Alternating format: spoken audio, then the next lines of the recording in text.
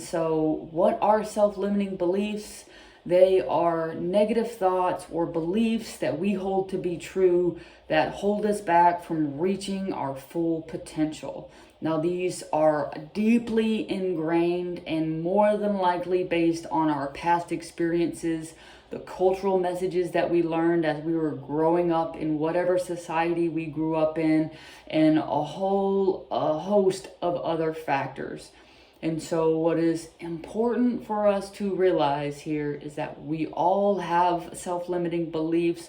We all have beliefs that we hold to be true, that we need to pull out of our subconscious mind so that we can start to think about and reframe do we believe them to be true? Do we want to believe them to be true? And if we don't, how do we start to change our thinking around those? And so what we're going to talk about next is overcoming these self-limiting beliefs.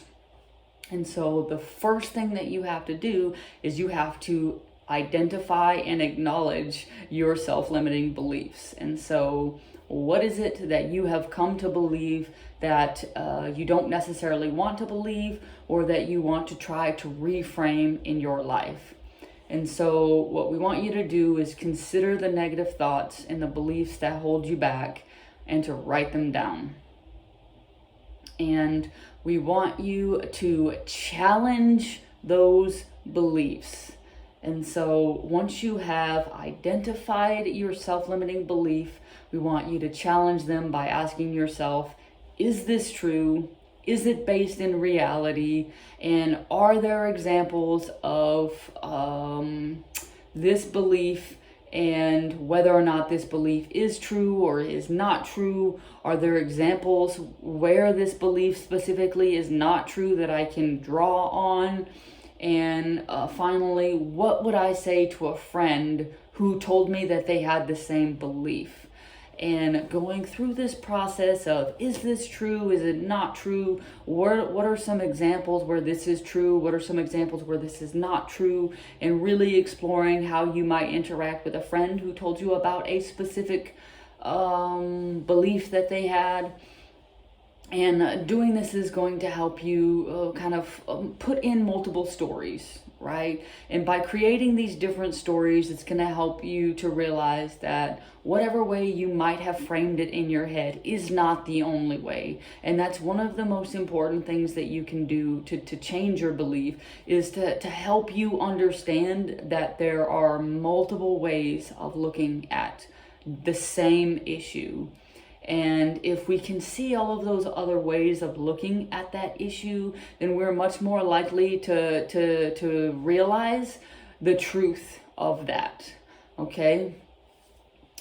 The next thing we want to do is we want to practice self-compassion. And so we want to treat ourselves with love and kindness and empathy and understanding. And we want to tell ourselves that just because we have learned something to be true in society, based on our personal beliefs, based on our societal expectations, things that were put on us by other people, that's not ours, and that we had no control over how we grew up and the information that we received. But now that we are older and we are wiser, we can look at that information. We can acknowledge that we may have that belief, that it doesn't necessarily have to be tied to us, and that if we want, we can actually change that belief, and that we can do that without judgment, because again, everyone has these beliefs that they hold to be true, and of course that they grow up and realize that maybe these are not the best beliefs for me to have. And so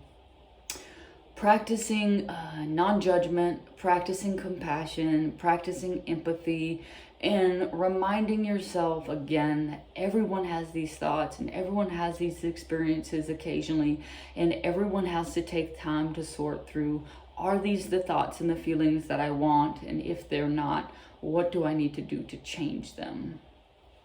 And so the next thing is to reframe your thoughts. And you do this through consciously turning your negative thoughts or your negative thinking patterns into positive and empowering statements. And instead of saying, oh, I'm not going to be able to do this, try to say to yourself, I'm learning and growing every day, and there is no end to what I can or cannot accomplish in the world. And so whatever your negative thought is, try and reframe it. And what I tell people is not just to try and reframe it once, but to try to reframe it in 3 different ways with 3 different positive thoughts or statements. And so, again, whatever your negative thought is, reframing it with 3 different positive thoughts. And it's not in the workbook, but if you're interested, on my webpage and in the app, you can find a worksheet that specifically helps you to provide 3 different positive statements on your negative thoughts. The next thing is actually taking action. And this is such an important part of overcoming our self-limiting beliefs, because if we never take action, then we're always going to be stuck in that area where we think that we are. And when we are able to set small and achievable goals that challenge our self-limiting beliefs and help us celebrate our progress along the way, that's a way for us to see that what we were thinking was not actually true or could not be true. And then it also shows us or reminds us of the progression that we've had in our lives. And I'm sure that if you took a couple of minutes right now to think about what are the specific areas that you used to believe in your life that now, as an older and wiser person, you don't believe to be true. And how long did it take you to get from one place to the next? What were the milestones that you had, and did you celebrate those? And who helped you in that process? Because again, social support and connection and community is such a huge part of what we do.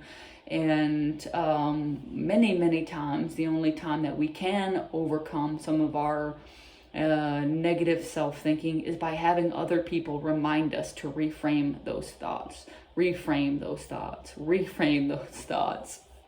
And so taking action, whatever ways that you choose, is the foundation of changing those self-limiting beliefs. And finally, I just talked about it, but I'm going to talk about it again, seeking social support. And so, of course, challenging our deeply held and ingrained beliefs that we have in our physical body and our mental bodies is hard. And it can always be helpful to have someone to engage with you about what you're thinking and how you're thinking about it, and exploring that in a safe and comfortable way where you can be vulnerable, talk about what you know and what you don't know, talk about the facts that you have, the other ways that you've been able to kind of frame it and think through things. And someone who can encourage you and support you to stay on track, and again, consistently remind you to reframe and take action, reframe and take action. And that's what we're looking for. So again, I do have some more resources on my webpage and here in the app. So if you want to learn more about reframing your negative thoughts or thinking patterns, check out the resources that I have listed in the resources page.